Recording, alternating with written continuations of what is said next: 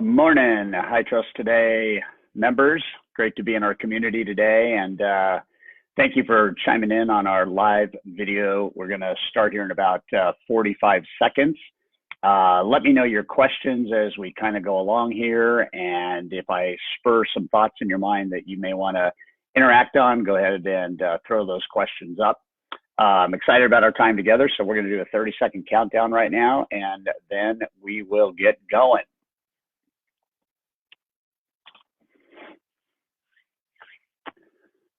Letting this load up a little bit with some members. Hello, Cindy. Hello, John Haney. Deb and I were talking about you, John Haney, yesterday. So got an idea. Reach out to me, man. Wayne Angelo, thank you so much for coming on today. I know I stole your spot, and I thank you for that. Good morning, Hope. How are you, my dear? Good. All right, I just hit 9 o'clock. We'll count for 15 more seconds or so, and we'll be off to the races. Dave Savage, hey, buddy. Good to have you on. Good to have you on. Rick Mount, good, Rick. Welcome back from Savannah. Michael Steller, good to see you, man. Teresa, love you. Way to join, girl. Hey, Rick.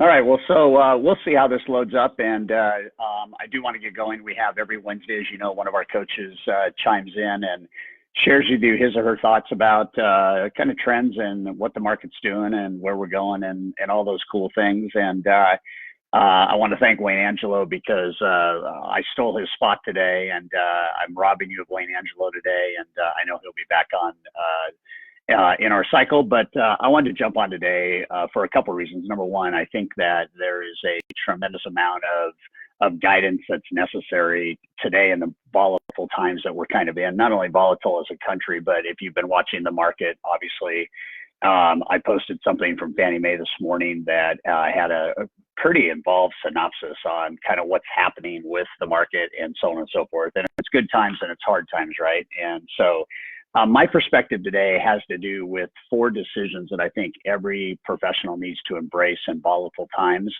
And that's really what I wanted to chime into. And I'm not going to get into any of the deep economics of the industry. I know that all you have to do is look at the Fannie Mae post, and volumes in the first 2 months of 2019 were about $3.5 billion, and volumes in the first 2.5 months of 2020 are about 7.6 billion.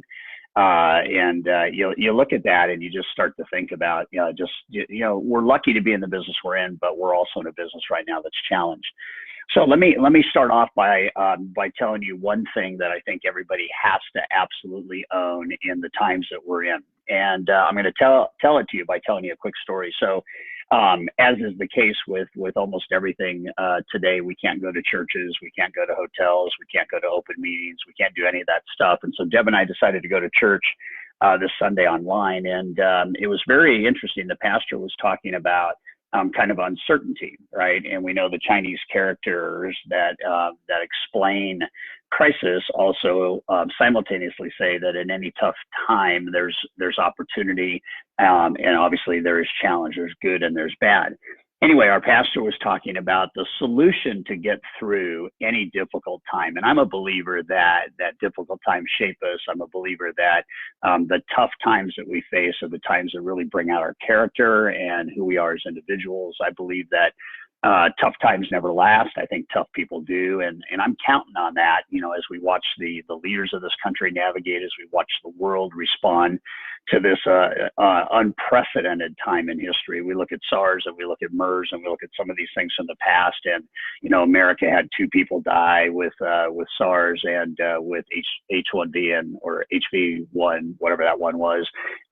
We had 11 people die. And right now you look at the U.S. just alone, and, it's sad. There's a lot of people that are going down because of this unprecedented virus that we're all, viewing and watching. And yet I know that through this time, there's 2 things that navigate how we stay strong. And one is whether we approach the circumstances from a position of fear and panic, and we see a lot of that happening right now, or whether we approach a situation from a position of faith. I think faith calms. I think faith comforts. I think faith slows down worry. I think that faith is a really good thing. Faith in our science, faith in our medicine, faith in our doctors, faith in our government, faith in this task force. You know, we look at that. On the other end, we have this idea of fear, and all you have to do is, I did Monday, and you could have told me 100 million times what it was like for you to go to a grocery store. But until I actually went to not one, not two, not three, not four, but 5 grocery stores on Monday, I had no idea, even though I kind of assumed it as I talked to our lead group in Savannah last week. I assumed that people were panicking, and I assumed that people were overreacting. And it's interesting that if you're fearful and you're overreacting, it creates more overreaction in the society in which you live. And all you have to do is look at shelf upon shelf. I went to Trader Joe's the other day, and it looked like pirates had landed and stripped the store of everything. It was just amazing. You walk through the front door, and I walked out with nothing, and it was just like, wow. And I took pictures of it to remind me how grateful I am that, you know, that I have a position of faith in this. So back to my pastor, what did he say? And you might want to write this down, because it's true in anything. It's true in sales and marketing. It's true in fiscal literacy. It's true in being a husband or a wife, a grandmother, a grandfather, a son, a daughter. It's true in everything. It's true in every difficult situation that you ever find yourself in, that I ever find myself in. And the recipe is these simple words: feed your faith, starve your fear. Feed your faith, starve your fear. When we look at the market we're in, we're reminded of something that is true, and that is everybody's facing at some level the same thing. And we happen to be in the mortgage business and the real estate business, and we happen to watch, you know, hit the lowest that they've hit in history. And we look at that, and we look back at over 200 years, and we go, this is a good time to be in the mortgage business, but it's also a hard time to be in the mortgage business. You look at what's happened with bonds and mortgage-backed securities, and the market drying up, and then the market coming back, and you look at unprecedented falls in the market in terms of the downward percentage, the entire, you know, NASDAQ, Dow Jones, S&P, all those things. And then you see the next day a little bit of a cutback, and then you see good news and the market improves, and then you see fear and the market declines. And we're having to manage that with pricing and locks and all that stuff. And it's unprecedented. But when you approach situations from a position of faith instead of fear, you actually grow your strength. And here's what our pastor said. He said, if you don't starve your fear, if you feed your fear, you will starve your faith. And if you feed your faith, you will starve your fear. And so the chance for us to rise to greatness right now, the chance for us as an industry to really resonate with the difficulty of the situation is going to, in a lot of ways, determine, when we get to the other side of this, how you fared and where you are.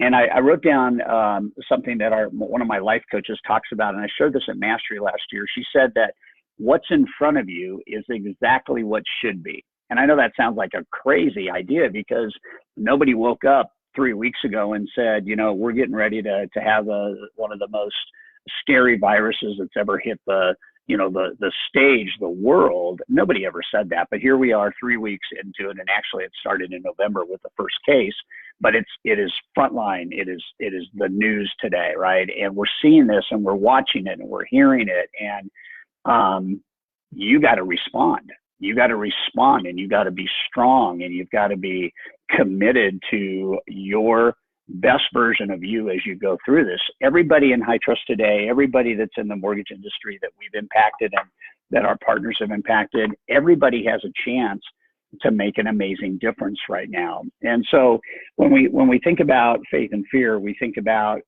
if I have a position of faith, which is I have confidence, right? I have confidence as a country we're going to get through this. I have confidence as a part of the global society that we're going to get through this. I have confidence as the mortgage professional that I am that we're going to get through this. We got to adapt. We got to be nimble. We got to be willing to do new things, new ways over the period of time that we're in. And those things are going to change everything that we do and how we do it. And it will determine right now what we look like when we get to the other side. So when I said 4 things you have to embrace, let me tell you what the 4 things are. And you might want to write these down. So the first thing you have to embrace has a lot to do with mindset, and it's winning. And that's the word that I want you to focus on over the next 8 weeks as we kind of go through this lockdown. I mean, California's locked down, businesses are locked down. You know, I'm working from home, and probably most of you or many of you are. Hotels are shut down. You know, economies are getting hammered, and you look at this and you start to think about, okay, winning. Well, you have a choice whenever you approach a situation. How you approach it determines how you get through it. So if we're going to win psychologically around confidence that we're going to solve this. We're going to win around the idea that I have faith and confidence that the world at large, especially the United States, is going to make it through this. And you look at any trouble we've had over history. We go back to 9/11. We go back to the Great Depression. We go back to 2008. We're going to win. We're going to get through it. We're going to learn a lot of lessons, but we're going to win. But to win, you can't see fear as fear. To win, you have to see fear as part of the equation in terms of how you survive and then how you thrive. And fear is interesting. I mean, a lot of people know the traditional definition of the acronym, right? False experiences appearing real. Why the grocery shelves are empty is because everybody is forecasting that we're going to be in a scarce society and there's not going to be anything left. I went into a grocery store last night on the way from the office, and they had about 50 pallets of new things getting stocked overnight in the store. And we're going to be able to sustain this, but we have to look at winning from a standpoint of a commitment. We have to believe that we have to believe that together as a society, we're going to win. You got to believe right now that capacity, even though it's strained, you're going to win in business. You got to believe right now that you're going to win in one of the greatest markets we've ever had in terms of interest rates by doing some things I'm going to talk about just momentarily. You got to have a winning mindset. And I was looking at some other definitions of fear, and when you take FEAR, one of the definitions is face everything and rise, right? How do we face everything and rise? And that's the question of the day, right? How do we right now in the society in which we are make every day a winning day?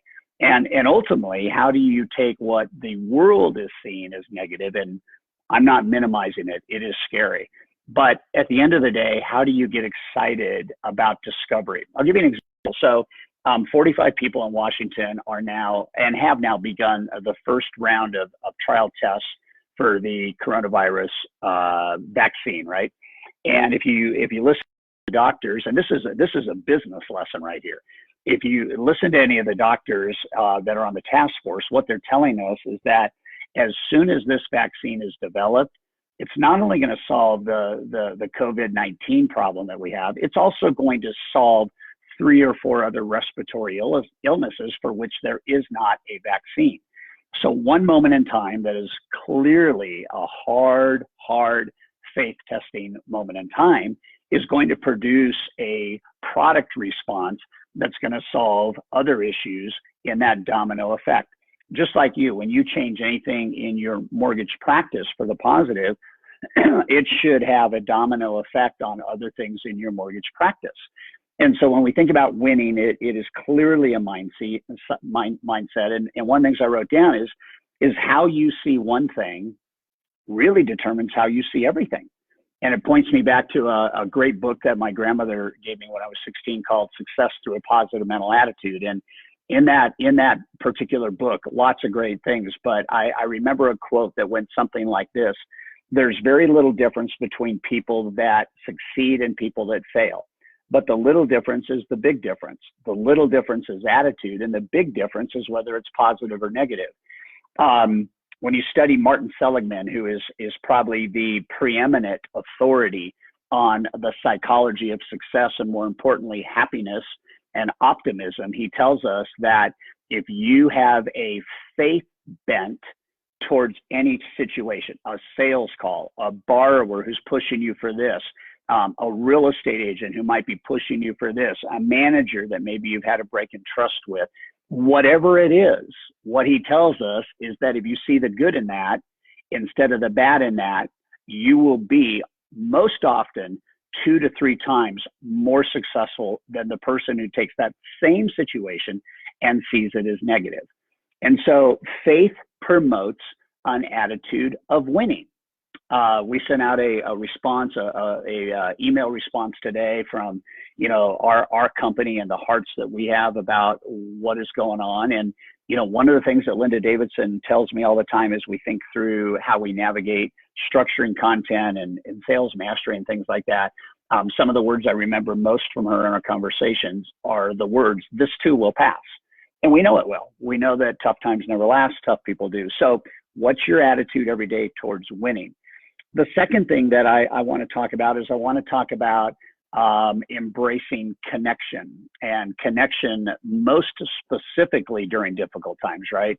I got something from my father-in-law today, and it just came in, and I'm gonna use a generic word, but the negativity about that, the fear about that, and the force in the world about that goes a little bit like this. I will cause anxiety. I will cause fear and panic. I will shut down business, schools, places of worship, and sports events. I will cause economic turmoil. That is the fearful bent towards the universe in which we live. The faithful part of this is I will bring together neighbors. I will restore the family unit. I will bring dinner back to the kitchen table. I will help people slow down their lives and appreciate what really matters. I'll teach my children to rely on me and not the world. I'll teach my children to trust me and not their money and material resources. And good or bad, fear, faith. And it's an interesting dynamic to look at. So this should bring us together. This should show a tighter knit society. This should bring out the best in people. And you've got to have this attitude that this is going to change. I mean, if I hadn't had attitude as a brand new LO when we were in the worst economic times in the history of the business up until 2008, if I didn't have that same bent towards faith and winning, I guarantee you when interest rates were 19%, there's no way that I could have been a top producer. I had to have a positive approach to the business. So winning is one. And then connecting is the second, which is how do I take the idea of trust, and how do I take what we call the trust continuum, and how do I really understand that? So here's 4 things about connecting. You can connect at a performance level. So if I have the ability right now, the capacity right now, the intellect right now, and the team right now to handle the load that's coming in, then if I have every loan that comes through the pipe, every experience that a goes through, if I'm closing loans on time and not ugly, and I'm managing capacity and locks the right way, then I've got what's called performance trust. And performance trust is really, really, really, really important. It's the minimum ingredient to enter the business, right? Performance is everything. The borrower experience is everything. The realtor experience is everything. Over here on that same continuum is this idea of relationship trust. So if I have performance trust and I have relationship trust, the more that I expand relationship trust, the less performance trust is the deal maker or breaker. It doesn't mean it can get soft. It doesn't mean it can get ugly. It doesn't mean that if you constantly underperform, that the relationship will allow that to survive. But those who don't build the relationship piece and only focus on the performance piece are missing the opportunity to deepen relationship, to improve elasticity when times get tough and deals might have challenges. Again, we had an issue with a major vendor 2 years ago at Sales Mastery, and somebody threw this vendor under the bus from stage. I didn't know it was going to happen. The vendor didn't know it was going to happen. But from a performance standpoint, we failed this vendor. But the relationship was strong. And so when we went to recover this vendor, we did it in an enormous show of confidence and value. And within about 2 months, that vendor and us were back in sync. And the relationship is actually what allowed us to continue in light of performance not being anywhere close to what their expectation was. Now, we can't build a business around that, right? You gotta win, and most of the time you've got to do what exactly you say, and the promises you make are critical. And so when we look at the performance relationship piece, it's really, really critical. Down here, we have the economic piece and the emotional piece. And what I can tell you is the economic piece is one big fuzzy, ball of energy right now. When we look at bonds and we look at pricing, we look at cost of funds, we look at treasuries, we look at intraday repricing. I mean, at Elite last Friday in Savannah, I think there were 13 reprices within about 2 hours. It was just crazy, right? But you've got to understand the economics drive the relationship. But more important than the economics is the emotional connection. And the emotional connection is what allows for the value to happen. It allows for you to be more tangibly valuable to a consumer and to the referrers of those consumers than almost anything. And what we know about the economics is the deeper the emotional relationship, the deeper the connection with the relationship, the less you will ever feel pricing pressure. And it's not to say that it goes away entirely, but I can tell you right now, when I look at people that know how to connect emotionally, I can tell you with 100% certainty that there will be less pressure in whatever the emotional, the economic components are of the relationship or the transaction.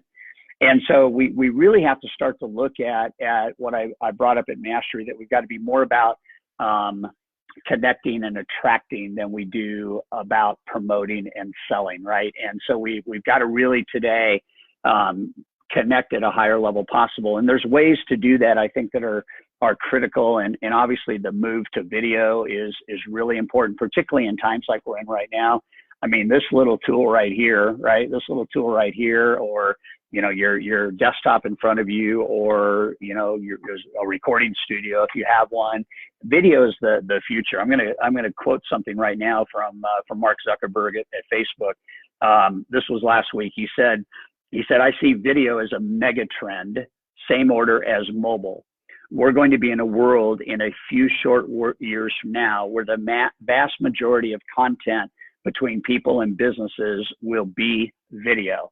And, I know thought leaders in our business, Dave Savage is on right now. Thought leaders in our business have been talking about this for years, right? And when you have a guy like Mark that is saying it is the new norm, it is as big a disruption to business and life as mobile technology was, having had the 5th cell phone in Orange County, California 30 years ago. I can tell you right now that's the move. And there's a real difference between saying something and recording something and have that set. I got a video yesterday from one of our elite guys. It was a 90-second video, and he was in his backyard in Utah after coming home from Savannah, and he just laid down a 90-second beautiful thank you message to me. And I think we got to get away from pure automation as an efficiency we brag on, and we got to understand that automation doesn't allow for connection necessarily. So embedded video is better than no video, and video texting is better than video messaging, and video rules the day. So I want you to think about it from a connection standpoint. The third thing you have to embrace is you have to embrace solving.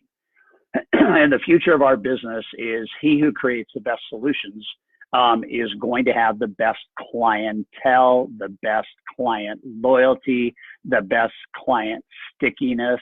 And you've got to realize right now, and it's hard to realize this when the market is like it is. And we've got rates that 2 weeks ago or just a week ago dipped to the lowest rates that we've ever seen. And then they pop back up on Monday and Tuesday. I think Monday was probably the heaviest lock day of any lock days we've ever seen, when we look at this past week in the rearview mirror. And what I know is that today there's 3 things you have to do. And this gets back to what, I've been promoting for years, and that is you've got to be really, really good at the advice that you add. So I wrote down, know the market, right? And this is the time to revisit What are the mechanisms you use? What are the educational platforms you study every morning? You know, where are you connected? What are your midday and interday and afternoon alerts that you look at so you can be savvy? And I know that this is a savvy group, and I know that you probably have all that set up. But I want you to know the more knowledge you have, okay, the more attractive you become. And if you don't understand the knowledge transfer, the unique, disruptive selling proposition of knowledge, then you're missing a lot of what's going to be necessary going forward. One thing we know about this market with 100% certainty is it's going to change. And what goes down comes up. And we know that there's going to be a time. I don't know when. I don't know, you know, when we'll pop up on top of 4. I don't know when the market's going to slow due to rates and market volatility. I don't know. You don't know. But I can tell you right now that the person who creates the greatest value in terms of solutions is the person that wins. I wrote down, make sure you understand this trend.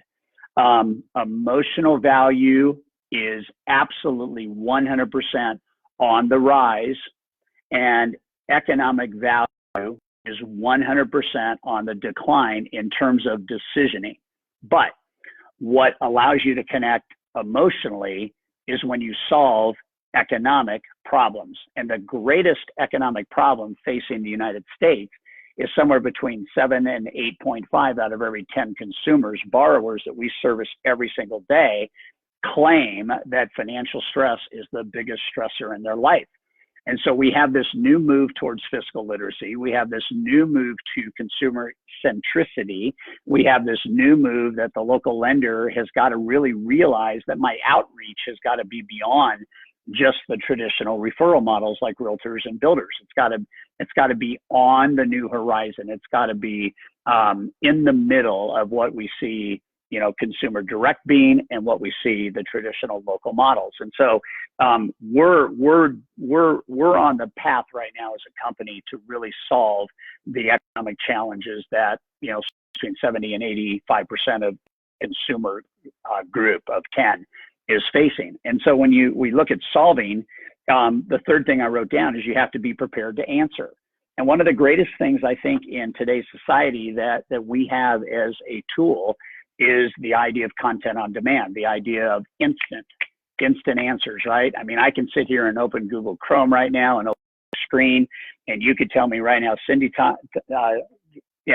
online. Cindy could hit me and she says, I need a solution to this. And I don't have to have the solution, but if I can be the bridge between what somebody wants and the answer they need by understanding the Google society, which is all I call it, right? It's the knowledge base that we have worldwide. You can literally search for anything you want, and you can be in the solution business on demand. And you've got to decide, of the 17 million responses you might get in 0.4 seconds, you got to decide what the best answer is. But the solutionist is the one that will get through any tough market. He who solves at the deepest and highest level is the person that will have the greatest loyalty and the greatest conversion.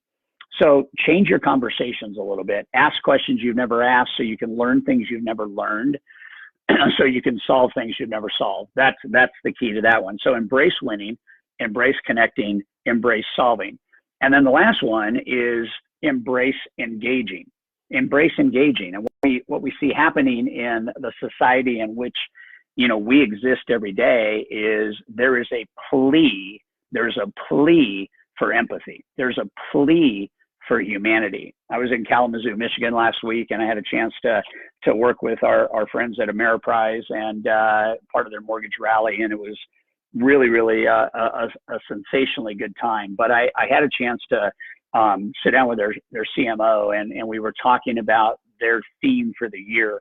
And it's really interesting. If you look at a great book that's out right now, it's called Marketing Rebellion. And the subtitle of the book is The Most Human Company Wins.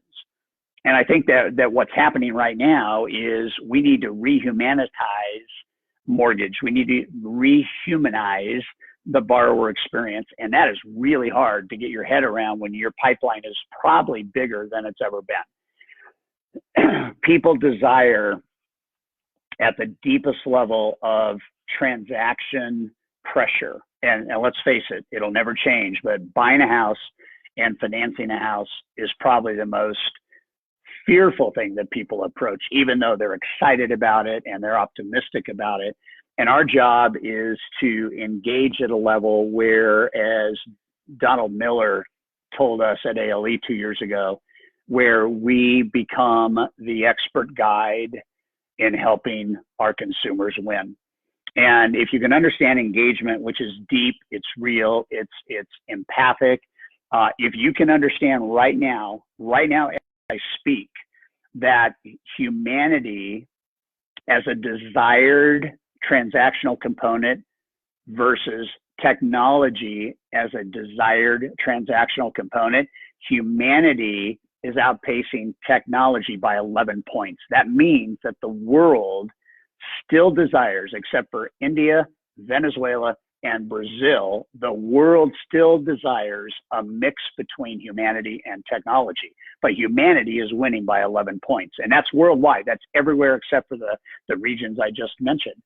So what does humanity look like in tough times? Well, humanity, in tough times meaning with the virus and all that, not necessarily tough times in terms of volume. What it means is you slow down the conversation to speed up the depth of relationship. Talking too fast, which is a pressure when we have, pipelines that are bursting, talking too fast and not slowing down is the pathway to really, really, really disengage with a customer. And I think that the societal change and shift that we must go through is a shift towards rehumanizing the consumer experience. And that's one of our our new trademarks that we're looking at is how do we become more human? And then how do we use technology as the rails that help us stay on the right course? So faith versus fear. You need to decide today what you're embracing and how you'll go forward in the market. You got to decide what your attitude is towards winning. You got to strategically decide what you're going to bet on in terms of connecting. And I'm going to ask you to bet on relationship, and I'm going to ask you to bet on emotion. You've got to make a decision to solve. And you cannot solve at the level that I would like you to solve if you're not asking the questions you've never asked. Because if you're just asking the same old questions, you're just offering the same old solutions. And I think that the society in which we are living and going into demands better solutions. And I think you can be the bridge to make that happen. So that's pretty exciting. And then finally, engaging. And the final thing I want to say to you, because these are limited to a half hour, is I want you to understand that there is this concept called flow, right? And flow is defined as every situation that you find yourself in and every situation that I find myself in, every one of them has a silver lining, has a reason for being. And when you look at flow and you look at, everything happens for a reason. And I've got to see the good in everything that happens, and how I respond to any situation that occurs in my life determines how I get through that moment. And all life is a series of moments every day, maybe dozens, maybe hundreds of moments that we've got to make these decisions. I mean, psychology says we process about 75,000 decisions a day. Wow. That's a load for anybody's mind. So how do you see that and how do you respond to it, right? And so these four things, winning, connecting, solving, and engaging, I think are the way to really dominate, not only in how you get through the non-professional stuff we're going through today, but equally important is how you get through the professional stuff. And so let's own the season we're in. Let's be proactive and address the things that are concerning and discomforting. Let's rally together arm in arm. Let's take this time. And, for us, it's at least the next 2 weeks in California, might be longer than that. Let's take this time to really, really understand value and connection, and let's do some really powerful things together. So I'm going to stay on. If anybody wants to hit a question or anything over in the sidebar, we are at our 30-minute kind of end here. It looks like we had a lot of people on, and hi to all of you. And if anybody has any questions, I'm just going to stay on the comment bar here on the right. And thank you, Michael Mayer, for that great compliment. Awesome. So I'm going to just wait 2 minutes, and if anybody wants to post a question, go ahead and post that. And if not, we'll go ahead and include this recording and let you get on with the day. I think everybody's super busy. Dan and Cheddar, good to see you. Zion Group's on. Great to see you guys. Kurt Henry, Canada. Great to see you, Kurt. John Klubnik. John, long time, brother. Wayne Angelo, amazing message, Todd. I couldn't agree more. That's because you're one of our best high trust coaches, and we appreciate you. Thanks to all the coaches that are on. Awesome. Wally, good to see you, buddy. Wally Hovick, I love you, man. Good to see you. Tracy Moore, thanks, Tracy. That's a beautiful comment. Matt Harrison, Coach Harrison. John Manglardy's on. Wow. Hey, John. So it looks like everybody's kind of settled in. Thanks. Speaks to the importance of coaching support. So let me tell you right now, I spent 2.5 hours yesterday in a coaching session for me. And, I firmly believe that none of us as individuals have all the answers. I said to somebody in a group setting yesterday, I said, a cord of many is not easily severed. And the most important cord you have is you and an accountability partner.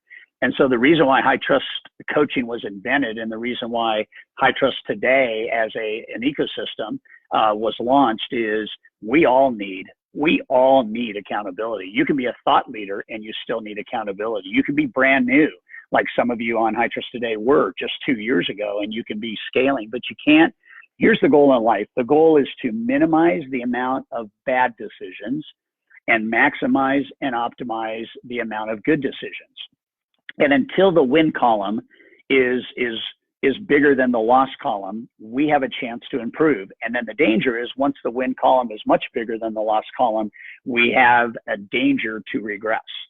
And so for me, the best investment anybody ever makes is the investment in themselves, right? For me, it's true. And, we invest 6 figures every year for me as the CEO to be able to connect with thought leaders around the world and other businesses and continue to gain knowledge so that you guys can trust our solutions. I think, as my letter to everybody said today, to the global world that we sent out, this is the one thing you can bet on in the future is how you stimulate and grow relationships. The most important relationship you have is with your inner circle and your family. And the second layer is with the people that are on your team. And the third layer is with the people that you count on to refer business to you. And the fourth layer is every consumer beyond that. And the one commonality through that ripple effect I just laid out is the commonality of trust. The deeper the trust, the higher the connection, the more loyalty there is, and the easier relationships become. And so speaking to the idea of coaching, nobody has all the answers, but together we have every answer we need. And so rely on that. Thank you, Cindy, for that. That was good. So Michael, so that's it. Here's 2 new comments. Let me just make sure there's no questions. Man, here we need to be I love that, Matt. We need to be the calm voice in the storm.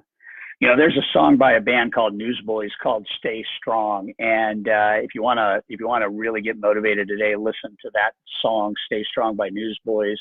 And then I also got an email this morning. Let me just pop this open real quick from Linda's team, and the branch manager is Linda's son, Craig Brown, and he sent the synopsis of the theme song from Frozen 2, and the words are just powerful. So you know what I'm going to do? I'm going to post the words right now on High Trust Today, and you guys will be able to read that in about 4 minutes. So cool. All right, I'm going to check out. I hope you guys have a blessed day, and thanks for letting us be at least a light house in helping you navigate a really important decision as you motor along. And be well today, and stay strong, and add value, and we will get through this, and we will be better for it. Love you guys.